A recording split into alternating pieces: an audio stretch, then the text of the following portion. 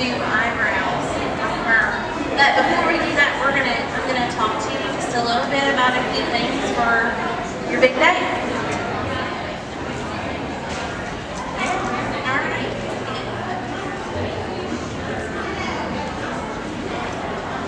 Okay, and maybe we can get some more people in here. But again, my name is Leslie Noles. I'm the owner of Blushes and Brushes Makeup Artistry, and our table is right over there. So if you haven't came by to visit us, please do. We offer great rates. We're a full bridal concierge, and we'll come to you, travel to you for your wedding, and we love to spoil our brides and our bridal parties. We can also do hair as well, and then I have a photographer as well that does pictures for me, but she always can do wedding pictures too, and she's right here, Miss Pam Hobie, and she hosts a talk show as well. So anyway, we're going to get started. So I have my notes here, so y'all don't make too much fun of it. Okay. So the first thing I want to do is thank these three models for being up here for me, because my three models had the flu, all three of them. So I had to grab some really quick.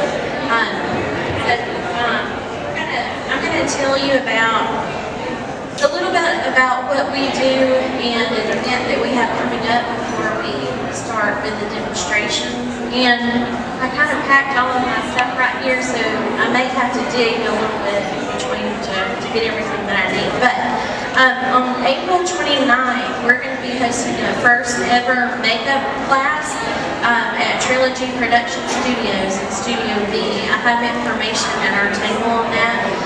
It's basic, everyday beauty, but we're going to talk about bridal beauty as well.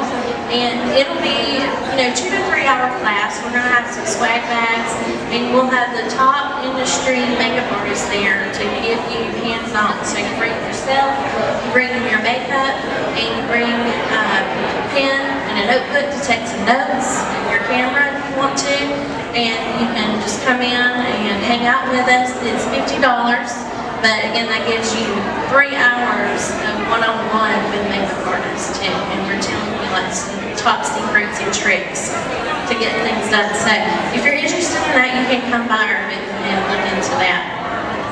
All right, so we're going to discuss one thing that's actually more important than makeup first, and that's skincare. Okay, my mother always told me this too when I was younger, that I should take care of my skin, because I really was not very good at taking care of my skin. But it's true, because your makeup can only look as good as your skin looks underneath it, right? So if you have acne or acne scars, we can cover that, but we can't. A lot of people think that makeup artists, we can just make them disappear. We can't make it disappear, but we can try to cover it.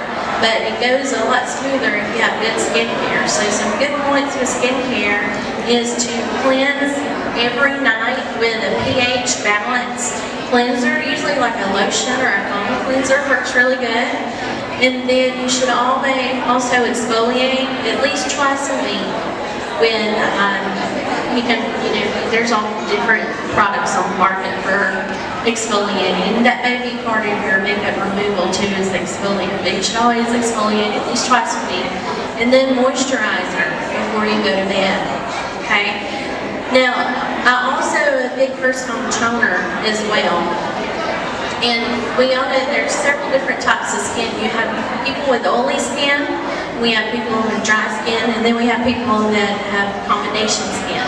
So I'm going to tell you a few little tricks and rules of what to do for that.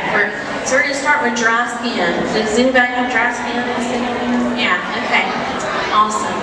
So dry skin, a lot of people have, especially in the winter, and even if you have combination skin, you may have some dry patches, or you may have oily skin with some dry patches.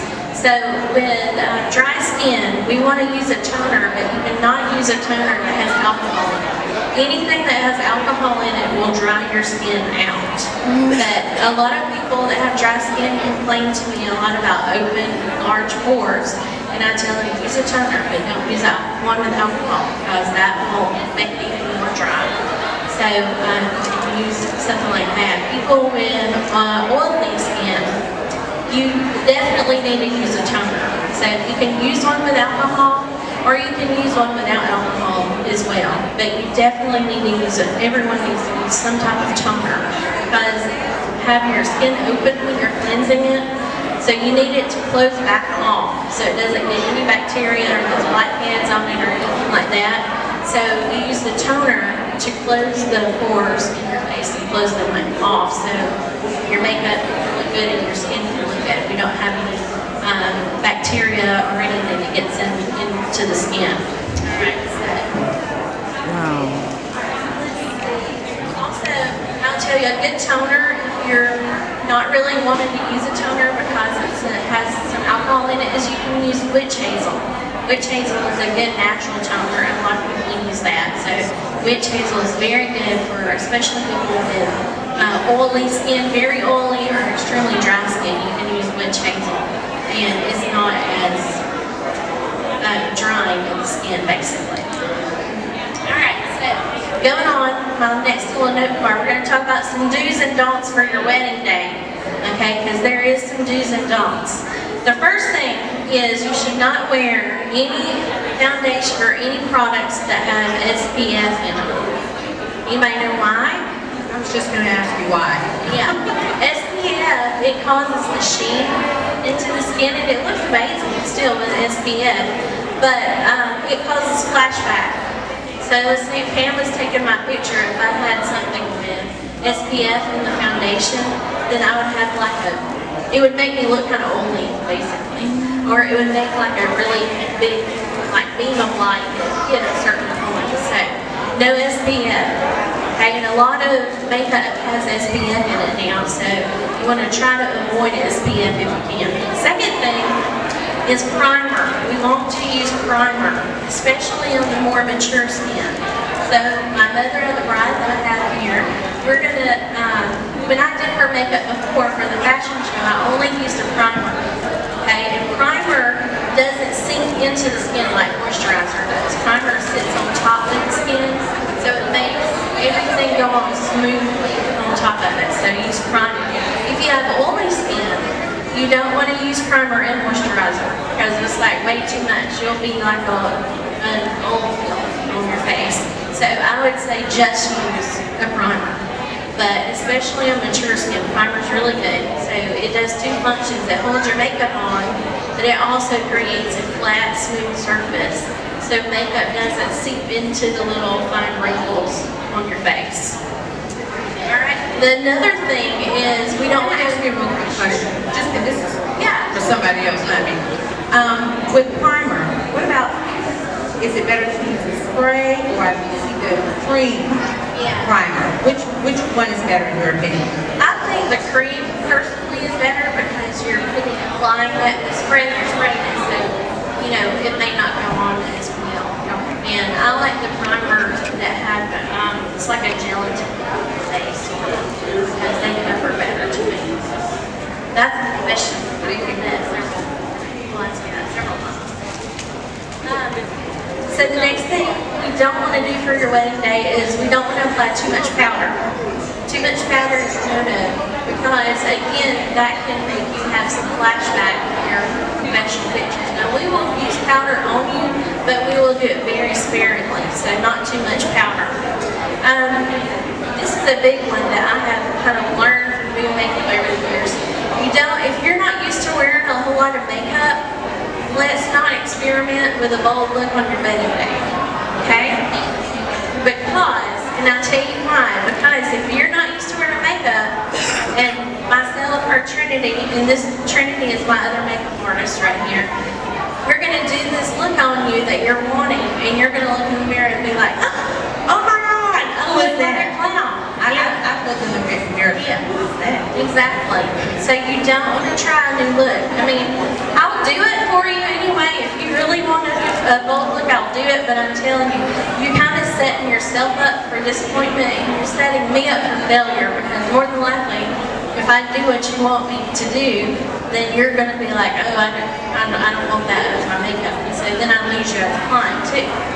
So we don't want to go with too much of a different look.